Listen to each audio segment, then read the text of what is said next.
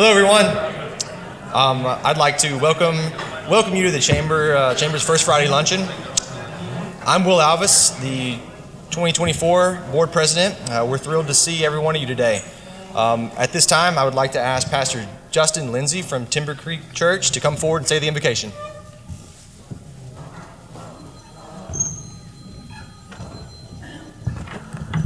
Thank you for the privilege of being able to be here today and pray over the food, pray over our business, and pray over just the vision and direction of the city in 2024. Lord, first of all, thank you that the reason we're able to be here is solely because of you. Because of the greatest sacrifice that man will ever know, God, we have the opportunity to live freely and pursue freely, and we thank you for all that you've done, all that you're doing, and all that you're going to do in and through us. God, I just pray and blessing over the meal this afternoon. Thank you for the hands that have prepared it. Thank you for the business that has provided it. And thank you, God, for the opportunity to sit around tables and fellowship. Lord, I just pray over every business represented here today, every organization represented here today. God, as Mayor Hicks leads us, the city of Lufkin, into 2024, God, I just pray a special prayer over him, over the direction, God, that it's a godly direction, that the decisions that we make, God, at every level in our lives, God, run through a filter that glorifies you, God, that pursues Christ-like conduct, character, and conviction. And God, as you give us new territory this year and we take new ground, Father God, I just pray that the territory that we walk upon, the territory, God, that you have put before us, honors you and is your will. And God, I pray over the city as a whole. God, I pray for unity, a new level of unity. And God, I just pray a special blessing over today's event, over each and every person that's represented here today, Lord, every speaker. And God, as we go move forward in 2024, God, I just pray that in all things that we do, God, we look to what Matthew 6:33 calls us to do. And he says, if you'll put me first in all things, I'll take care of the rest. And God, I just pray that we put you first in every idea, every movement, every decision that we make, God. We love you and praise you and thank you for today. In Jesus' name, amen. Thank you, Justin. That was a rapid transition from speaking to praying. I think half of the crowd I saw was a little bit delayed in bowing their heads. We are excited to welcome some new investors to the Chamber from this past month. Right now, please help me welcome Angelina Thrive,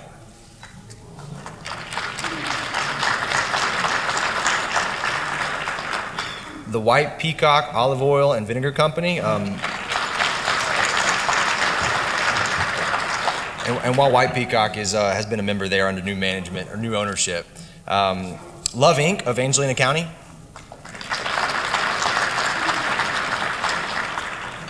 Gatafosse Manufacturing, and Best Properties and Investment. Let's give our investors a warm welcome. You've already done that, but if you see them around town, please help us welcome them to the Chamber. We also want to welcome and thank Senator Nichols and Representative Trent Ashby for being here with us today.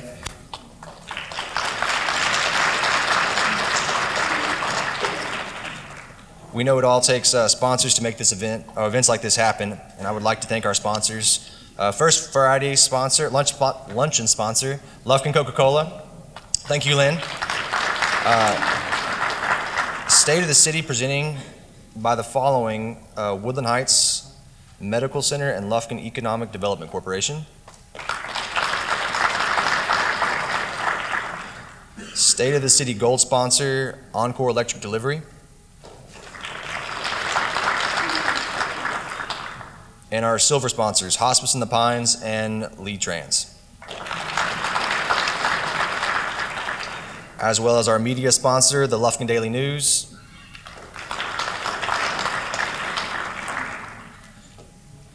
On-time monthly drawing sponsors, ServPro of Lufkin and South Nacogdoches. I should have done this a little bit faster. I apologize. We should have done one applause at the end. I'll do better next time, not next year, because I won't be doing this next year. Taylor will.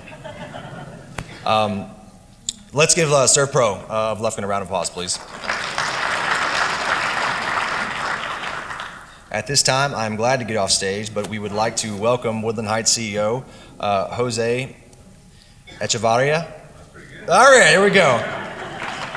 To say a few words as one of this month's sponsors. So without anything else, I will welcome Jose up.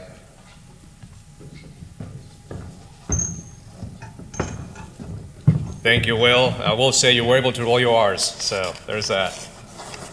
Well, good afternoon, everybody. My name is Jose Echevarria, and I have the pleasure of serving as the CEO at Woodland Heights Medical Center. I've had this honor since last April when my wife Elena and I moved from Northwest Arkansas back to Texas to call Lufkin our home, and we couldn't be more happy to plant roots here in East Texas. So we are grateful for the opportunity to present to you all the state of the city together with the Chamber of Commerce. So thank you all for being here, spending a little bit of your Friday afternoon with us. So on behalf of Woodland Heights Medical Center, thank you. Now, in recognition of the American Heart Month this month in February, I do want to take a quick minute to brag on our team a little bit. And also all of our medical staff. So this month, we are able to be recognized once again by the American College of Cardiology with the Heart Care Center designation for Woodland Heights. So this honor is due to the hard work, diligence, care, and compassion of our team, and the quality of care they provide day in, day out to you all, our friends, family, neighbors, and all of our patients here in Deep East Texas. Lastly, I do want to mention that in 2024, it is a year of growth for us at Woodland Heights. So we have a lot of exciting things happening. If you all have driven by the hospital, visited our facility, you will see construction fences, you will see wayfinding signs, you will see a signage redirecting traffic, but bear with us, it is all for a good cause. So right now we're underway for our current ER renovation and expansion. So our emergency room, this long-awaited project, has been in the works for a couple of years, but finally underway of expanding our current ER from 9 beds to more than double the size to 21 beds. And that'll be completed here in September of this year. Also last year, we started our renovation and expansion of our labor and delivery suites. So last year, we delivered more than 1,000 babies here in Lufkin and want to continue that trajectory. So we had to expand capacity and increase in size. So we're going from 7 labor and delivery suites to 9 state-of-the-art delivery rooms, which will be opened up here in March of this year, so right around the corner. So again, our hospital is growing to accommodate the needs of you all and our community, continue to provide great quality care here in Lufkin. I want to thank you for your time. I look forward to serving and continue to leading your community hospital of choice here in Angelina County. Thank you for your time. Appreciate it.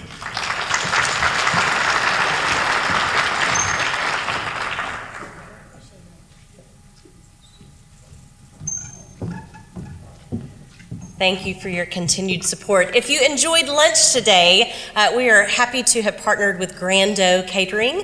They are now doing food catering, not just great desserts. So if you liked that, reach out to Justin and they will be glad to take care of you. This is always, as January is always one of my favorites, February is as well, because we get to really see the trajectory that our community is going. Mark Hicks has been affecting change in this city for nearly 2 decades, beginning with several ventures and ideas that culminated into our bustling downtown district. 2 years ago, he traded seats from councilman to mayor, where he is continuing to do his good work for the people of Lufkin. From economic growth with a vision of bringing new jobs and opportunities to upgraded and expanded city services, Mark is dedicated to making his hometown a place where others want to come visit, live, and thrive. Please help me welcome Mayor Mark Hicks.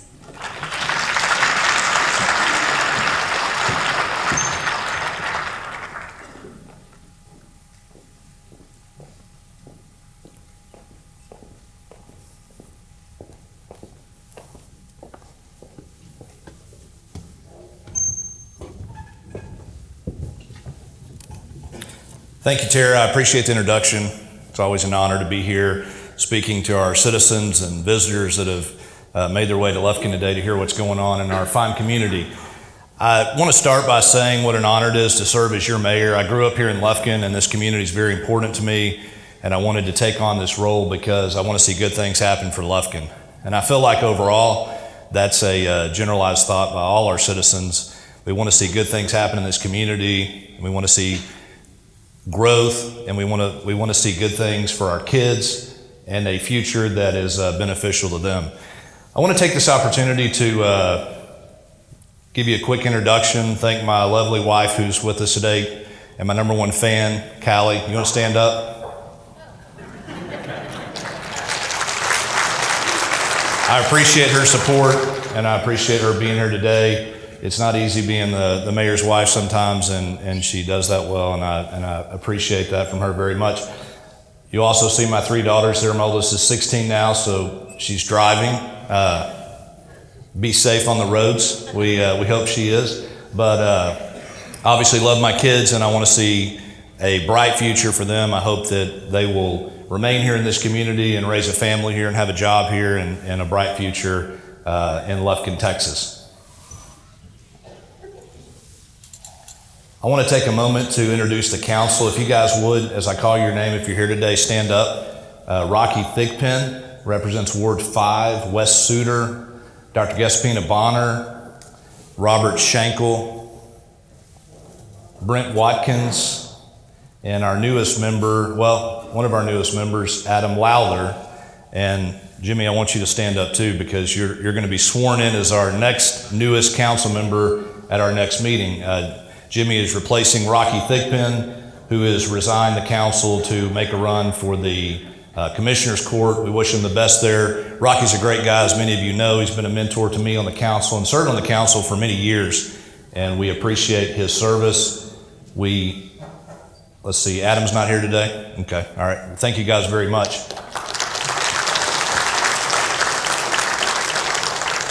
I want to introduce our city admin team. We have Christy Skillern, our city attorney, Kevin Gee. If you guys will stand up too as I call your name. Gerald Williamson, assistant city manager, and one of our newest members to the admin team, Brian Bray, assistant city manager, and Kara Andrepont. Kara here today? Yep, there she is. You've been hanging out at the city for a long time, huh? So we appreciate all the work these guys do. They do a wonderful job, and we appreciate their involvement. I want to take an opportunity, too, to recognize Dr. Gaspina Bonner, recently the recipient of the Golden Anvil Award for her work in the community with Sarah's Hope. And that's just a testament of the good things that our members on the council do and our city overall does to support this community. So I want to congratulate you on that.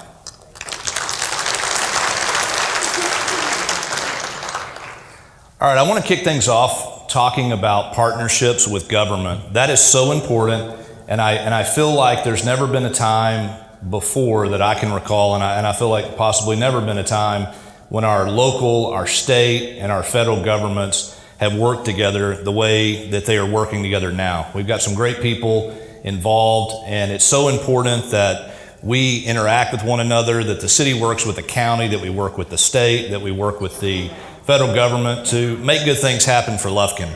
Power is truly in numbers, and we're able to accomplish so much more working together. So I want to take an opportunity. I saw Senator Nichols here. Do you mind standing up, and State Representative Trent Ashby?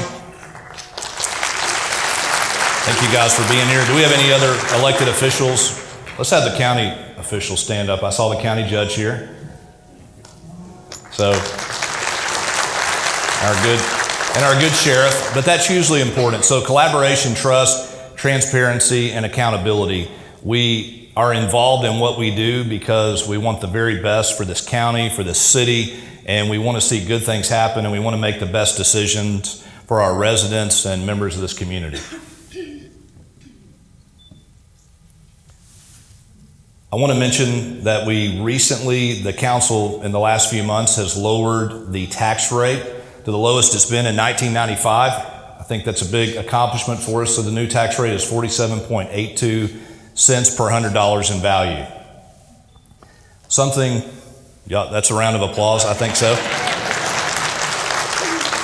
So the night that we passed this, I've always kind of considered myself the youngest member of the council. I'm in my 40s, but I made this kind of smart aleck remark that I was in junior high in 1995, and then Adam Lowther told me, I think he said he wasn't even born yet, or he was one. So I'm having to realize I'm getting older. But anyway, we're proud of that accomplishment. And I want you guys to understand that it's very important to the City Council that we're good stewards of your tax dollars. We take that responsibility very seriously, and we don't want to be burdensome in terms of the taxes that you pay. I know we pay enough across the board, and if you own property, we don't want that to be a hindrance to you. We also passed a city homestead exemption on your home, and I believe the county did the same thing. Is that right, Keith?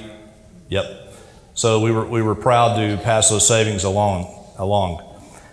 Something else I want to mention, you'll see there at the bottom right, new construction comprised of an additional revenue collected in 2023, 25%. So the way I look at our tax revenue, understand that the city's funded through tax revenue on your property, sales tax, and fees and other things like that. But it's important to see growth in our community, and it allows us to lower that tax rate because 25% of that revenue this year were new projects, new construction, new industry, new homes being built in this community.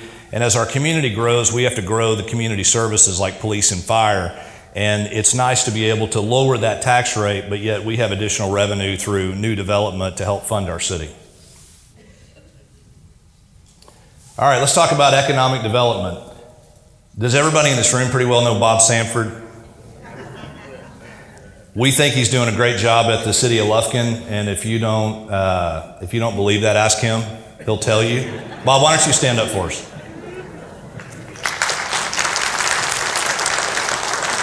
So Bob has done a great job heading the economic development department at the city of Lufkin. We have made some pretty spectacular things happen in recent years. In fact, one of our biggest accomplishments is the Gatafosse facility that is just about complete out at the business park. In fact, I think we've got some Gatafosse folks with us today. You guys want to stand up?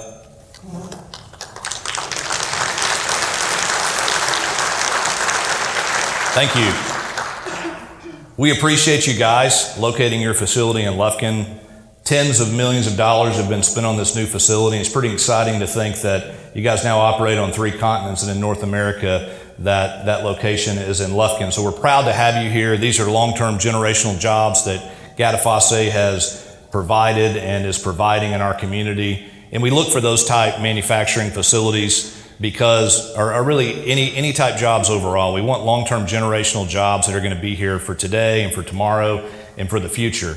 I also want to recognize Twin Disc is the most recent, or actually the first company in our community to utilize the foreign trade zone. So the foreign trade zone was approved a couple of years ago, and what this does, it allows companies, so understand many companies that are looking to locate in Lufkin do so because they want to get out of what's called the hurricane zone down near the port, but they bring raw materials or goods in through the port, so we're close to the port, it makes sense for them to be here. What the foreign trade zone allows is for a company to bring in raw materials to their facility in Lufkin, manufacture those products and send them out, and they're not taxed on those raw materials until they have a complete product that's shipped out to the port. And that's a huge benefit to many companies. In fact, Twin Discs saw the benefit in doing that, and that's the reason that they took advantage of that opportunity. So we appreciate all that they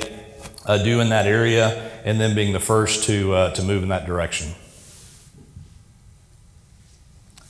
I'll give you a quick update on some of our infrastructure projects in the city. Many of you have seen the improvements or the total resurfacing of Angelina Street. It's all concrete. Believe it or not, concrete, as of when we approved the project, was less expensive than asphalt. That changes periodically, but we're excited about that new street construction project.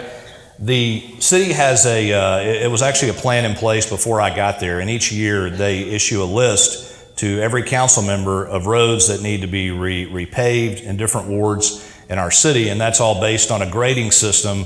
And that's the reason we have good roads in the city of Lufkin, because of that grading system. And then this council member gets an opportunity to look over it. Maybe they've had complaints throughout the year, and they're able to identify maybe one street's more important than another, and we focus on that. Keith, was that your idea, the grading system? So you got a little experience in road building? Daniel McCall Drive reconstruction is about to kick off. That's, if you've driven down Daniel McCall, you realize how bad that street is, or that road. That part of the city was annexed several years ago, and that street is needed to be finished, resurfaced for a long time. So we're excited to get that kicked off. We talked about our annual street overlays. We've got some TxDOT sidewalk projects going on in Lufkin, and the White House water tower project. We recently repainted that water tower, and the Thrash parking lot in the downtown area. So obviously parking's always an issue downtown, and we're looking for ways to alleviate that. There's a little video of that project.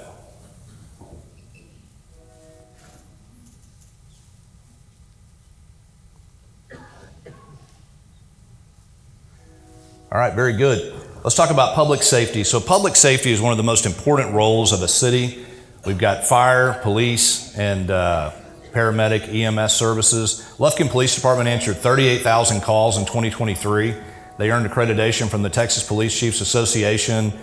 Consistent staffing levels have been maintained because of actions taken by the council. If you'll recall, a few years back, the council passed a series of benefits to police officers in the city, lateral transfers, different type pay scales, and that's been beneficial to the department. We also assume the Diboll Dispatch Command, so that's run, the 911's run out of City Hall. The Lufkin Fire Department responded to 10,256 calls in 2023, saved an estimated $9.8 million in property, and they actually had 3 TIFMAS deployments to aid neighboring communities with wildfire recovery. So that goes on periodically. We help other communities, they help us when we're in need. We also have this is relatively new, Genesis program, which sends out alerts. So we've actually put a QR code at the bottom there. If you want to pull your phone out and scan that, you can sign up for an app that the city of Lufkin has, where we will send you alerts. So if there's bad weather approaching, or there's some type of project going on in the city and a road's going to be closed a particular day, we'll give you a heads up on those things happening. So I'll give you an opportunity to scan that, but you can also go to alertlufkin.com and sign up for that service.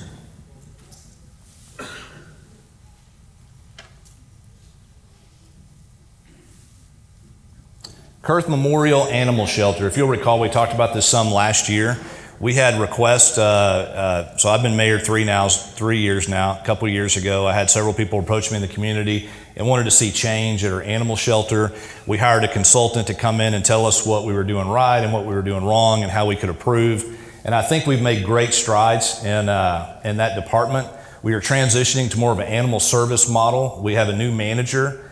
We appreciate the work of our volunteer, and we have volunteers and rescue coordinators, but we also appreciate the work our volunteers do. That's a big part of the work that takes place at the animal shelter. It's just amazing how many animals come through that shelter.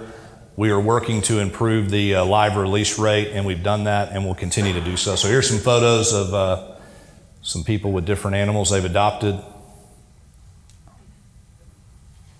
All right, Lufkin Parks and Recreation. If you play sports, your kids play sports, you're aware that this facility has needed major improvements for some time. 20 years ago, it needed to be renovated, and I'm glad we're finally able to take this project on. We're putting artificial turf on 5 of the baseball fields. Our target completion date is late March to early April of this year. We're working hard to get those fields in good shape for spring ball. Artificial turf is also being installed on a multi-use facility field, which can be used. Actually, the 2 grass football fields are part of that field. So this multi-use field, I'm sorry, Brian, correct me. Do we have 2 grass football fields and a multi-use field? Okay, thank you. I want to get this right. So we have 2 grass football fields and an artificial turf multi-use field, which can be used for all sorts of sports. So we're excited about that, and these are going to be some great improvements. We're also going to add a new concession stand and bathrooms and things like that to really improve this facility. So it's a work in progress, and we want to try to be able to utilize part of the park along the way. So we appreciate your patience as we get that completed. Target completion is early July for those items, then we'll move on to the next phase of the project. Ellen Trout Zoo. We have Gordon and Charlotte here today. I think I saw you guys earlier. Y'all want to stand up?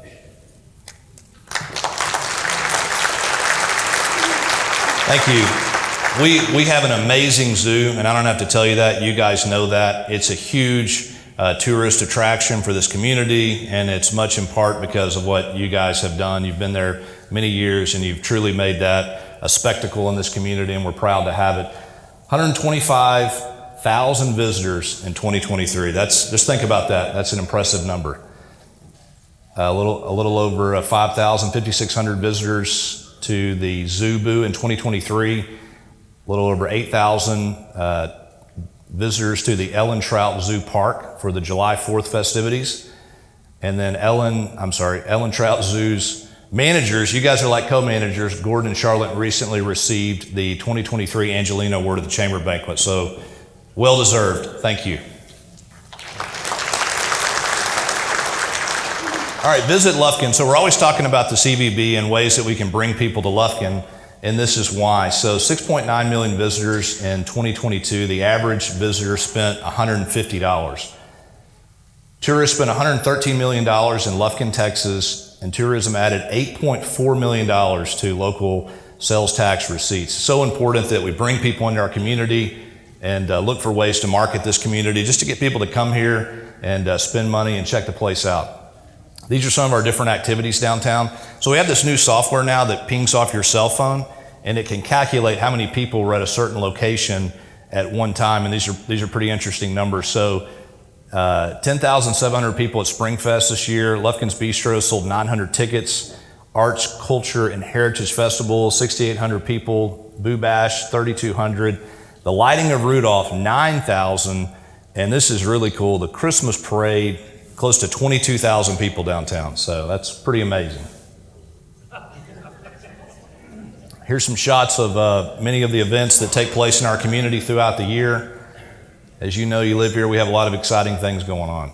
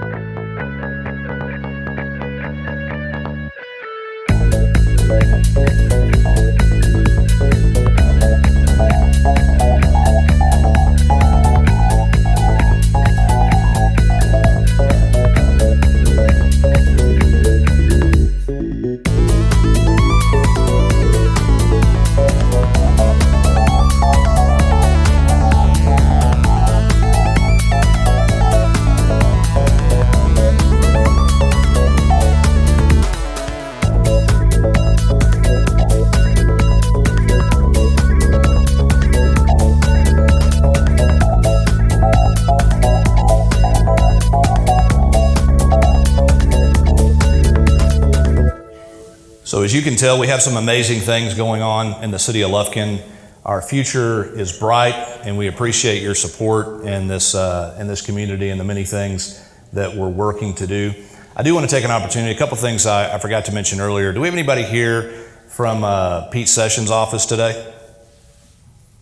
All right, well, let me tell you, Congressman Sessions has been in this community probably 50 to 60 times since he became our congressman. And we have a great working relationship with him. We appreciate that. He's a busy guy. All our elected officials are busy, you guys included, and we appreciate your support in this community. I also want our city employees, if you didn't get a chance to stand earlier, would you please stand now? I want to recognize you.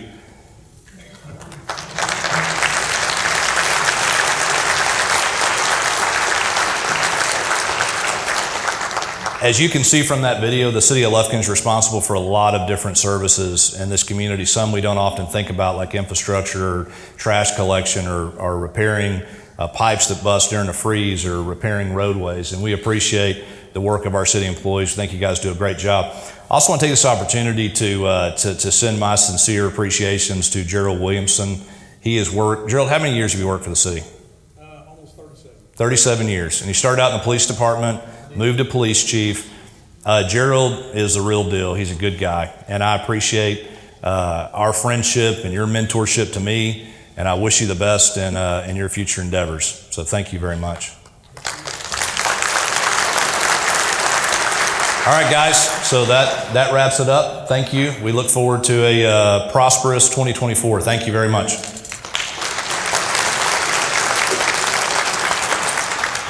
Thanks.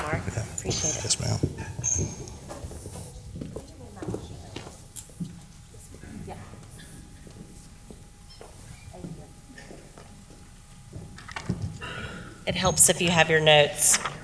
Thank you, Mark. So I have to say that I got a call from Keith Wright that said, what number are we at? 199. I hate to tell you, but he beat you. It's a competition every year, who's going to beat who at First Friday. He's already been bragging. Keith said, cut him off at 200. Don't let him go over 200. He beat you by 16 people, so it was a close run. It's always a fun to hear those two banter back and forth. We do have a lot going on that we would love to have you come and be a part of. Tuesday, February the 8th, we will host our Women's Networking Breakfast at Woodland Heights Medical Center's Affinity Center. Dr. Erica Fedone will be speaking, and so we would love for all of the women that are here today or in your businesses, please send them. It's always a wonderful breakfast. We'd love to go over to Woodland Heights, and we will hear from Dr. Fedone. It's a great morning. We hope you can join us in Austin coming up for Chamber Days at the Capitol as we join forces one more time with the Nacogdoches Chamber and promote regionalism at the Capitol. We'll be there February 13th and 14th, and we hope you will join us for that. Tuesday, February 20th, St. Luke's Health Memorial will host a Cheers with the Chamber. It's always a great evening, so make sure you put that on your calendar. We will host a candidate forum coming up on February 29th at the Pine Cedar. Be looking for additional information for that. If you have people that are in runoffs, please encourage them to come and to let people know who they are and what they stand for. It's a great opportunity to let your voice be heard. And we will do our on-time drawing presented by ServPro of Lufkin, South Nacogdoches County. For those that registered on time, we do appreciate it. How about Dr. Sid Roberts? Would you like $100? Absolutely. Congrats. We appreciate you coming today. Thank you so much. If you will do us a favor, we've got trash cans all around the room. If you'll just grab your plates and chunk them in the trash cans as you leave, that will help our staff out. Y'all have a great day. Never say that we didn't get you out early. Have a great day. We'll see you soon.